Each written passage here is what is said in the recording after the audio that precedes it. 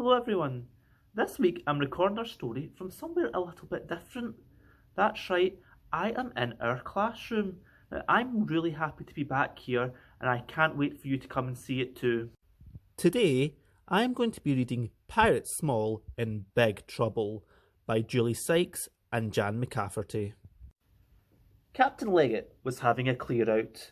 "All this has to go," he bellowed. "See to it, crew." At first no one knew where to start. Then Pirate Small had a great idea. "Why don't we have a deck sail?" he said. "Everyone loves a bargain." Pirate Small was right. In no time at all the Jolly Bodger was heaving with people, and before you could say shaking sharks, the deck was cleared, leaving just a broken telescope and an old harmonica. Pirate Small dropped the telescope in the bin and popped the harmonica in his pocket. "Good work, crew," said Captain Leggett. "Your next job is to feed my parrot." "Oh dear," said Pirate Small timidly. "I'm afraid I sold her to a lady with a pointy hat." Captain Leggett was fizzing mad. "You sold Polly Feathers," he roared. "Then you're in big trouble, Pirate Small. If she's not home by sundown, I'll feed you to the sharks."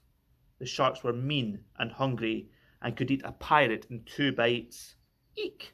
squeaked Pirate Small, and he ran down the gangplank to find the captain's parrot. The lady with the pointy hat was rolling up her new carpet, but she didn't have Polly Feathers. "That bird was useless," she snapped. "It kept falling off my broomstick, so I sold it to a funny man with a red nose. Now hop it before I turn you into a frog." The funny man with a red nose was clowning around in the big top, but not with Polly Feathers. "Your parrot didn't look silly enough in big shoes," he giggled, "and he couldn't throw a bucket of water, so I sold her to a boy with a wooden spoon. Now you'd better dash before you get splashed." The boy with the wooden spoon was busy in the bakery, but Polly Feathers was nowhere to be seen. "That parrot didn't lay a single egg," he grumbled. "So I sold her to a little girl smaller than you and bought some chickens instead. Now beat it before I bake you into a cake." Pirate Small was very glad when he found the little girl smaller than him. "Excuse me," said Pirate Small. "I'd like to buy your parrot. How much is it?" The little girl looked puzzled. "My lovely new parrot is not for sale," she said. "But I'm in big trouble," wailed Pirate Small. "That parrot belongs to Captain Leggett, and if she's not sitting on his shoulder by sundown, he's going to feed me to the sharks."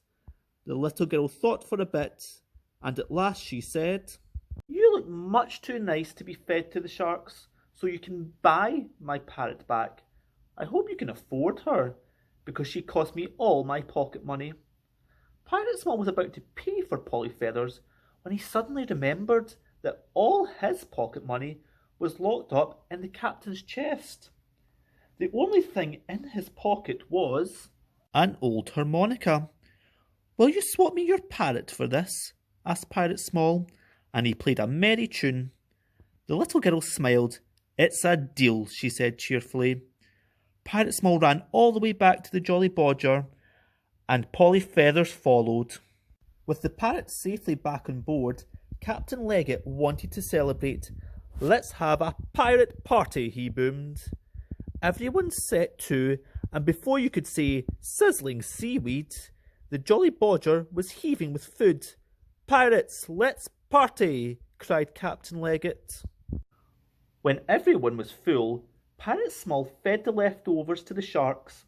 Captain Leggett always liked to finish his parties with a rattling good sing-song. "Ready, crew?" he bellowed. "Right then, fetch me my harmonica.